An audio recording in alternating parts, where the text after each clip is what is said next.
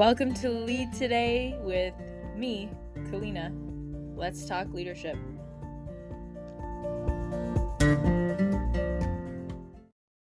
Hello, I wanted to do a quick episode on maternity leave. It's certainly not something that's quick, but I just wanted to touch upon it. It's something that we'll get into in a more, I suppose, I don't want to say structured.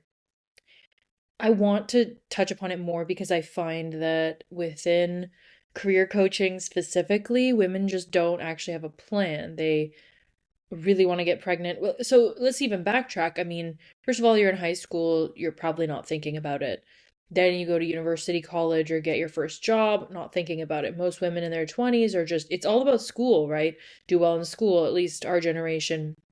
That was sort of the focus. And it was this sort of opposite of, don't get pregnant early because.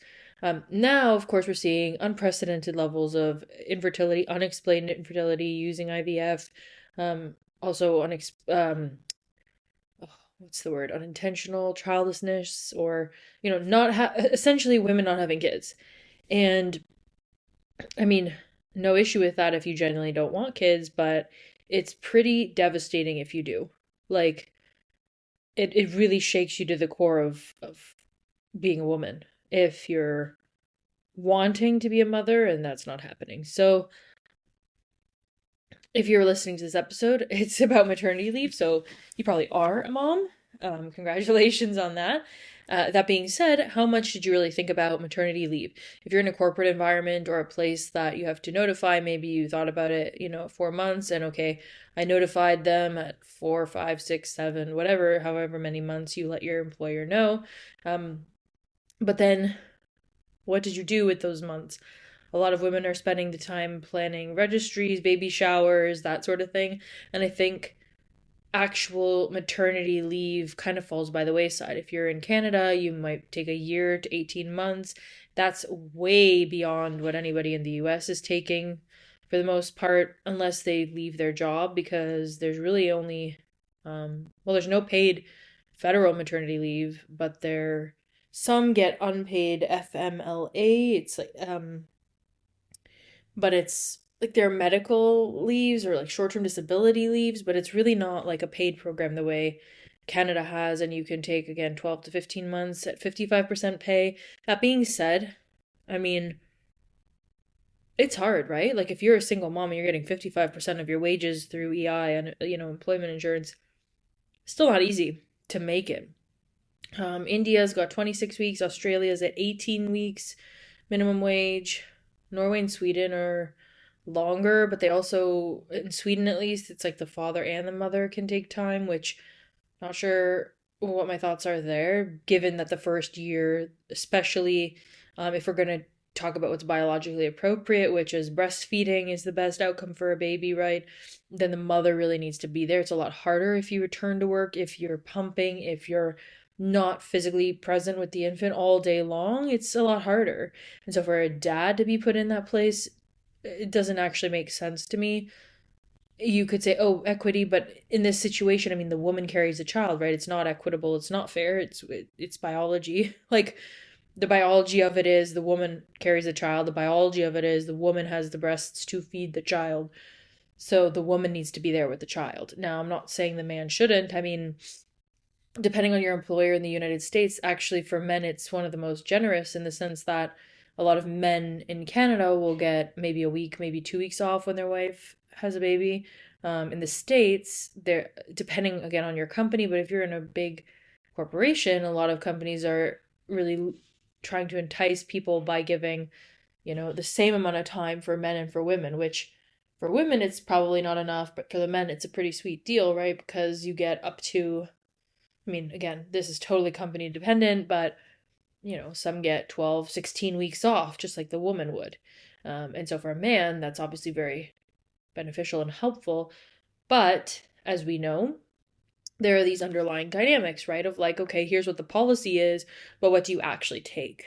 And so you might have the policy saying you can take 12 weeks or 16 weeks or 8 weeks or whatever it is, but can you, in terms of facing ramifications from your boss, missing promotions, delayed development, or just flat out being laid off after you come back, maybe not right away, but kind of getting cycled off of good projects. I mean, there's so many different factors that are not going to be explicitly stated when you take whatever maternity leave it is you choose to take. And I know in the States, a lot of women will just flat out leave their job and then, go back years later, which presents its own challenges of skills and networking. And, is your job even available in the same way as it was? So it definitely takes you a step or two back in terms of career development. And that's why I really wish women were talking about this, especially in the career coaching segment of sessions. But, with whoever it is or however it is you plan your career, this has to be integrated into that plan. Oh, I have a cold coming on. It's so cold and it's just sick. I'm clearly just depleted. So bear with me. I really want to stay on track. It's so easy to fall behind on the podcast, which is crazy because you would think, okay, it's like once a week. How is this so hard to keep up with? And yet it just totally is when there's so much life going on. And so in the same way, I think when you're 4 months pregnant, first of all, first trimester, you're tired. Second trimester, you're enjoying, you're planning a baby moon or you're planning a shower and a registry. And then third trimester kind of sneaks up on you. It sneaks up on you. And then you're way too tired to do anything. What I actually really love in Bulgaria, you get 410 days or 58.6 weeks. It's over a year at 90% pay. And the beautiful thing is it actually starts 45 days before birth. And I think this isn't talked about enough. That month before you give birth, you need to be resting. Now, some women, if you're physically able, go for it. Fantastic. But I think that last month just really is tough. There's so much that the baby's drawing from you, growing. It is the last stage of that marathon, right? And I think a lot of women would profit from having that month and a half off, to nest, to prepare. Like, even if you're feeling physically well and you feel like you can move and you feel good, you really want to be going inward into the process of what childbirth will be and postpartum. That doesn't just happen the day that you give birth, right? Like there's a kind of progressive softening and quieting of the mind, of the body to get into that ready state. And so how beautiful Bulgaria is to offer that. It just makes so much sense. Estonia is at 82 to 86 weeks with 100% pay for initial maternity weeks, and shared parental options up to age 3. And I think that's an interesting age to note, age 3. There's actually Erica. Oh man, the name escapes me. Hang on. I was just talking about her too. Dr. Erica Komisar. Sorry. She speaks to, and I think it's interesting because I've spoken with friends about her, and right away it's like, oh, mom guilt, she hates daycares, I'm just not going to listen. And I really think we have to be so careful about these black and white sort of, I love this person, I hate this person's okay, this person's not. Like that's just, this whole canceling thing is so 2023 or 4 or whatever it is. Like, let's get over this, okay? Like, let's move past writing people off completely when they just have a different opinion from us, Like, it's okay for us to have different opinions. It's also okay for those opinions to be nuanced, for your understanding and acceptance or agreement with those opinions to be nuanced. If you agree with one opinion from a person, you do not have to agree with everything they do. Like, let's just become a little bit more open-minded about this, right? Like, I have to even tell myself that. It's like, hang on. Let's not just yes or no people in their entirety. So she's interesting because she advocates for U.S. policy changes like 6 months full pay, 6 months partial pay, 2 years of flexible hours, and really speaking toward or arguing that short leaves harm infant emotional regulation and contribute to later mental health issues. Um, you know, she's a psychologist, if I have that right. Um, and she notes that 60% of US mothers would stay home longer if financially supported, prioritizing the first 3 years for building resilience.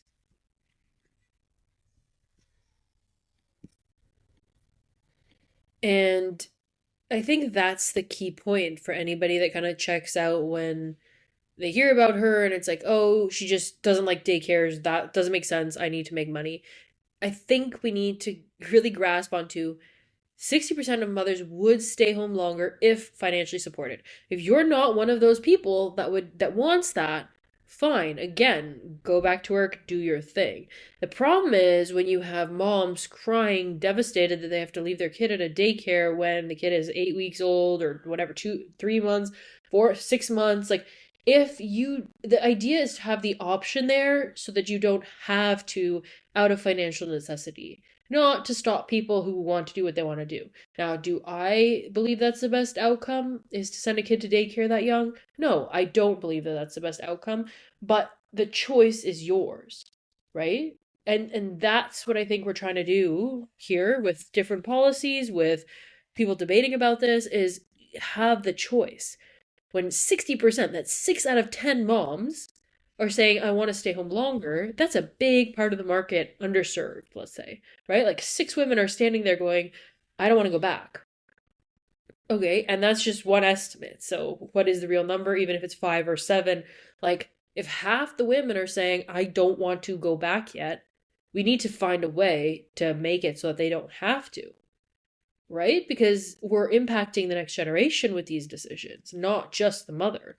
And just the mother? Why is it just the mother? I mean, oh, for anybody that's a new mom or a mom, like how overlooked. I've never felt so overlooked in my life. Like, how is it you just become invisible? Everybody's so obsessed with the baby, which rightfully so, cutest thing ever, love the baby. But I'm still a person here. Hello, like I still exist. And that's another thing that I did not prepare for. And shockingly, even moms are like that. I'm like, how? Like, you're a mom. Don't you know that you feel this way? How can you do this to another mom? Like, no, I don't understand. I make it such a point with new moms that I'm just like so lasered in on the mom.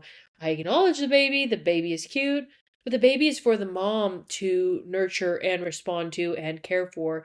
That's the dynamic, that dyad, the mother baby dyad is what should be nurtured in that early phase, in my opinion. And that means who's nurturing the mom? Like maternity leave. You want to talk maternity leave? Who is nurturing the mom in this scenario? I don't know. I don't know. Like in traditional Asian culture, there's someone that either paid or family members, so mom, mother-in-law, somebody is moving in those first 6 weeks. Like you're not going outside, you're not even washing your hair, you and it's being brushed for you, like you are just being cared for with meals and rest, and the baby is brought to you and with you, and it's just a different approach. So there's this one side of things of like how are we handling maternity leave as a culture, there's another on the policy side of different countries, right? Like Hungary and Slovenia have like up to 3 years of paid leave.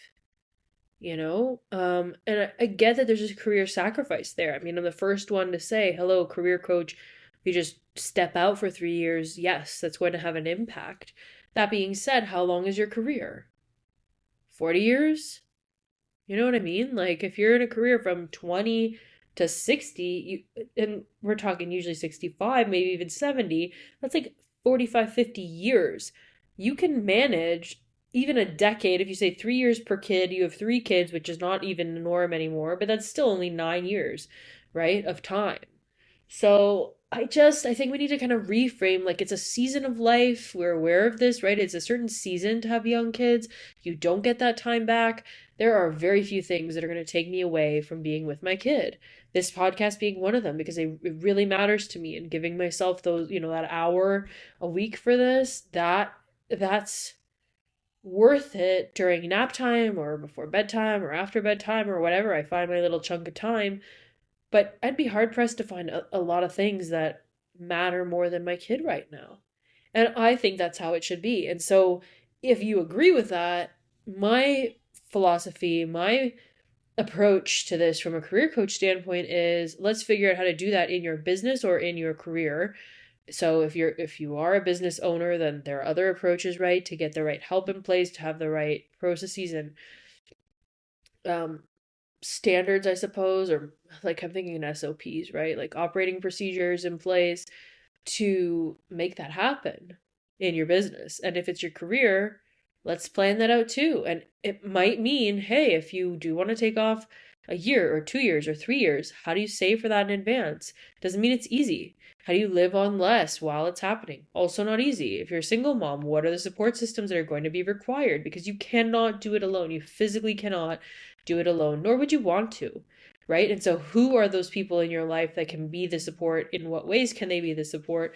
Like no matter what your situation, right? This is not just for the privileged few housewives with millionaire husbands. This is for, hey, this is my priority for a 3 year plan span of time. It's just like, I mean, if you think about university or college, right? You're going for 4 years. You do go into debt, maybe. If you're lucky enough, your parents supported you, right? But maybe you had like OSAP or federal loans of some kind. You got a loan and you spent those 4 years and you partied and ate pizza and whatever. You studied and you did what you did. If that's worth hundreds of thousands in loans and debt to get a degree, then how can we logic ourselves into a scenario where it's not making, like, it blows my mind. How does it not make sense to spend the same 4 years with your kid? Like how? I just can't compute that. Yeah, you're older, but this is your child. And again, you don't get that time back. They are so dependent on you at that young age, really that 0 to 3.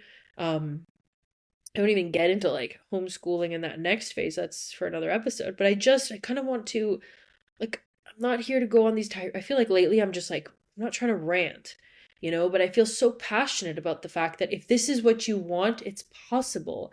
Now that means it's going to, there will be changes, right? To spending, to lifestyle, to your day-to-day life. It will impact your career. It's going to impact things. I'm not saying, oh, you can do it and it just doesn't affect anything and doesn't matter. No, it does. But what are your values? What's important to you? And if you're saying that being a mom is important to you and being hands-on, then it's possible, And I'm not here to, like, I have my opinion, but I'm not here to tell you or anyone what to do, right? So there's a difference. Like, I can like chocolate ice cream, but you don't have to like it, right? And if you do, great. Like, let's talk about it. And this is what I'm saying. And I think this is the point of, like, if you're one of those 6 out of 10 moms that does want to stay home, that does want more time, that does want to go against the grain and do something else, then it's possible, and let's do it and get support. And whether it's me or someone else, or financially get a financial plan in place at the bank with like, go and figure this out. This is one of the most important things, is you being with your kid, and there isn't, a baby shower type thing that exists for this. I mean, the career coaching does, and I think if you have a good career coach and you're saying, hey, I want to have a kid in the next 5 years, like, that's the time. And that's why I'm so frustrated, I think, is because why are we not talking about this when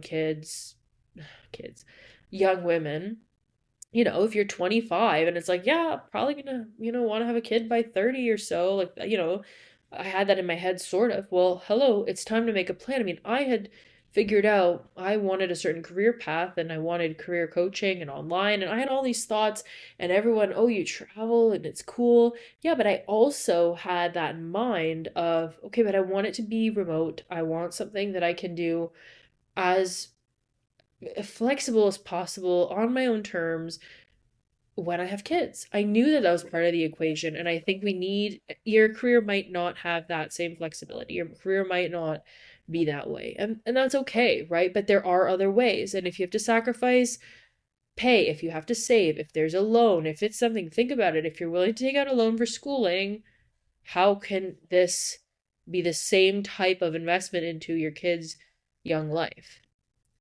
So really, there are so many ways to go about this. As I said, I mean, we're talking half a year up to 3 years. I think no matter what timeline you choose, a plan is possible, and that's all I'm trying to get at, is Let's make a plan that you're making, not that you fall into because the government in your country gives you X number of days, and so that's what you're doing. That's not a plan. I mean, it's a plan, but that's not an intentional, you made that plan. That's a falling into things type of plan. And that's not how we do things around here, to be honest, right? Like, I don't want to just fall into things. I want to be intentional about my life, right? Because I want to look back on it and say, I'm so glad I spent my time like that. Not, oh, I wish I, or what if I had, or oh, I could have. It's like, we're not doing that. We're not doing regrets. If you want to be home with your kid, especially your baby, your infant, and have that bonding time. And if that's a priority for you, then let's find a way to do that. And I would be honored to support you myself. As I've said, time is limited, so how that's working for me today right now is a little bit up for debate, I suppose, but a limited number of spots there to work with me personally. But certainly there are other ways to draft a career plan for yourself. And again, this is something that if you're 5 years, 4, 3, 2, 1 out from having a kid, and certainly if you're pregnant, it's something to definitely have a discussion with a career coach about. Again, or financial advisor, trusted friend, somebody that you can really sit down and say, here's what I really want. Here's what I think I want. And that's a challenge too, I think, is a lot of women, oh yeah, like especially in Canada, a year's enough. That's good. Right. And I don't know that it is. I know a lot of moms that do want to stay after the year mark and after the 18-month mark. I know other moms that were like, could not wait to go back. And that's also hard, right? Which kind of mom are you going to be? That being said, it's a lot easier to go back earlier than it is to stay later, right? So it's easier to cut it short and be like, you know what, I'm ready to come back. I'm going back. That's easier than the other way around where you have this date set and okay, I'm going back after this many weeks and then you don't want to. All right. So long and winded way to say get support. I would love to support you if that's something that you think would be helpful. If not, find somebody else, but do it. Do it. Don't leave it up to chance. Give yourself the time, the space that you think you might want, that you ideally want, and you can always scale it back. So that is my request to you, is really think through what you want to do. And also certain countries like Spain, they have gradual re-entry. So a lot of women will go back, 1/8, half the time. And they actually have possibilities to do that until the child turns 12, which is wild. And the employers must approve it unless unreasonable, which again, right, there are policies and then there's what actually happens in real life. But policies certainly create the groundwork, right? They lay the groundwork for more. Like in Canada, most women do take a year because the policy is there and your job is held. So, I understand that where you live will heavily impact how likely you are to take the time. But again, no matter where you live, everything is possible with the right planning, if you're willing to make the sacrifices and changes required to make that possible for you, and of course with the right support. So please, while the baby shower and all the all the kind of fun planning things are worthwhile, this is an investment into your relationship, your own mental health that just cannot be overstated. It's so incredibly important to have the time and space to bond with your baby. And I think mothers and babies will be so much better off. And, if it's not available to you, if daycare is what you have to do in your scenario, I'm not here to knock anybody. I'm just saying if you want something, if this is what you really want, then I want this for you. So again, please reach out for support. I really hope that you have the most beautiful maternity leave that you can in terms of what it is that you want for yourself. And I will chat with you soon. So take good care until then.